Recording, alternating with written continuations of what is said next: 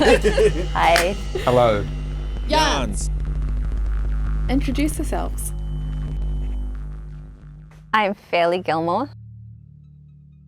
And I am David Bennett, and we are, I guess you'd say, the co-organisers of Save Dunedin live music.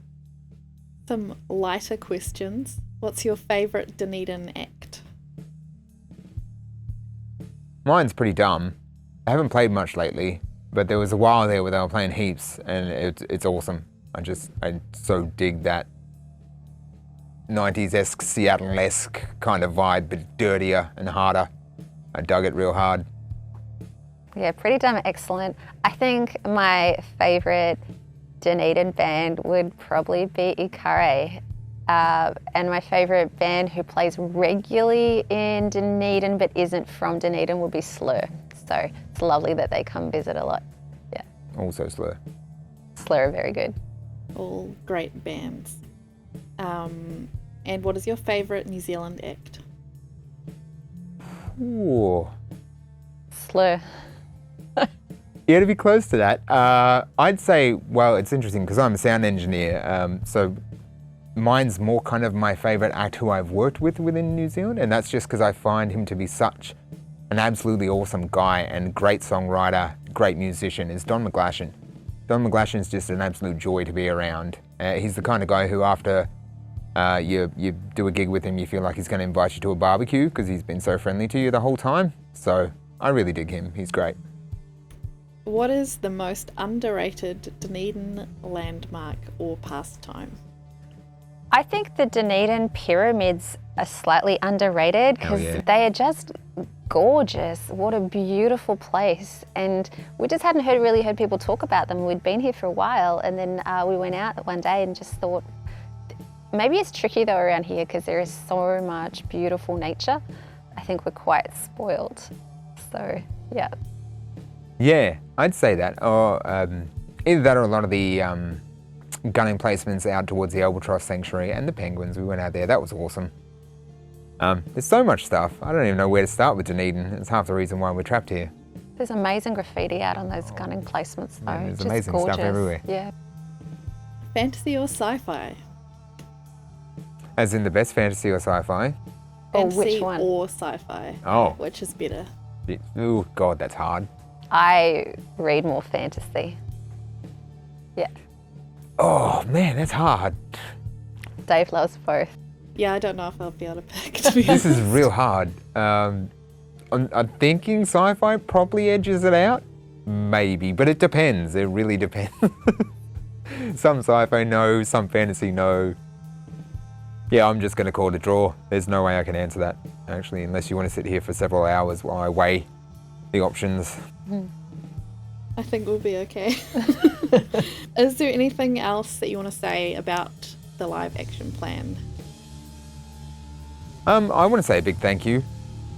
I know I've said that several times in a lot of media stuff recently and at the council, but I mean to everyone involved. I mean from the music community, the first people who came down to the Hui at the Dog with Two Tails and kicked this whole thing off, right through to the original members of the Live Music Action Plan team who we worked with council, that changed over the number of years, and a pandemic and a change of local government and all the things that this process has endured.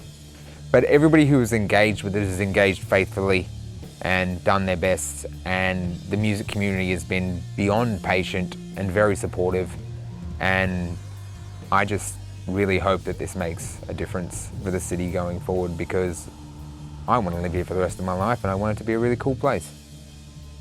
Yeah, I just think Dunedin's just got such a weird and wonderful music scene. I really love living here, and we came from Melbourne, which does have quite a music scene, but there's something so, quirky and excellent about Dunedin. I also think that there's been such a great history here of musicians help each other out so much. It's got such a good DIY culture. There's just people put the effort in and make things work. So I think with just even a little bit of support from the council, just that little bit less kind of barriers and regulations, it could be so special here because it's got such a great community and a great culture. And I'd love to just jump back 1 second to the re-answer my underrated question, because Fairleigh explaining that just popped something up in my head. And I still think, even though it's probably one of the most highly rated things in the town, it's still underrated, which is the Crown. That's because you couldn't rate the Crown highly enough, because it's the best venue ever. Because Jones is an absolute legend. Yeah. We love Jones.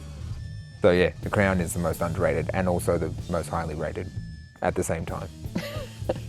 One last question. What are you excited about currently?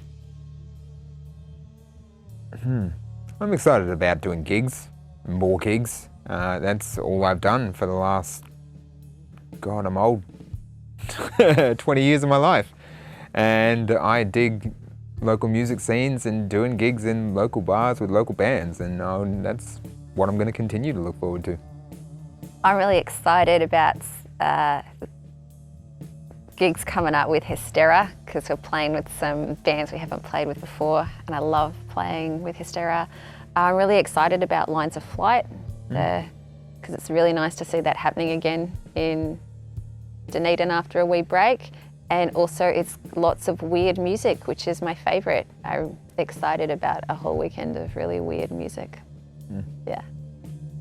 Can you tell me what Lines of Flight is? Yeah, it's a festival of experimental music in late October. And it's mostly out at Port Chalmers, but there's going to be one night at the Dunedin Public Art Gallery, and it's being organised by Peter Porteous, and it's got an amazing range of some local bands here from Oripori Dunedin, some national and some international bands coming, and yeah, lots of like noise, experimental, unusual things. It will be excellent. Yeah, super excited. Cool. Well, thank you very much for being interviewed. Thanks, Alex and Craig. Thanks, Alex and Craig.